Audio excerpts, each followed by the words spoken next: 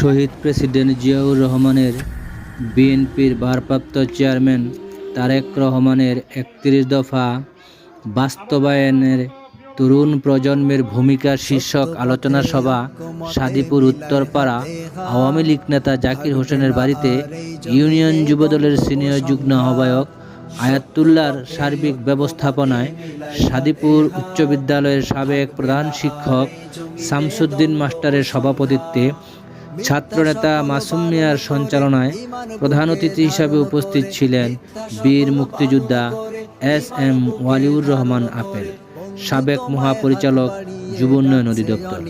বিশেষ অতিথি হিসাবে উপস্থিত ছিলেন অ্যাডভোকেট শামীমা আক্তার শাম্মী, সহসাধারণ সম্পাদক বাংলাদেশ জাতীয়তাবাদী আইনজীবী ফোরাম কেন্দ্রীয় কমিটি।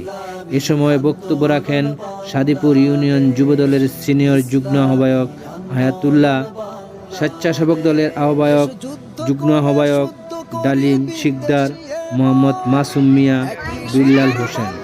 এ সময় প্রধান অতিথি বলেন, আমি ৩১ দফা পড়ে আসলাম, আপনারা ৩১ দফা আপনারা পড়ে আসছেন। আপনাদের কোন কোন দিকগুলো আপনাকে ব্যাহত করছে?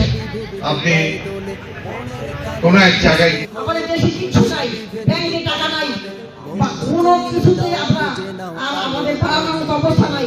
এখন আমরা সবাই মিলে যদি ভাগাভাগি করি, আমরা দলাদলি করি, আমরা চাঁদাবাজি করি, তাহলে কিন্তু দেশে আর কোনোদিন আমরা মাথা উঁচু করে দাঁড়াতে পারবো না। সারা জীবন আমরা দোকানে কিনে থাকতে হবে।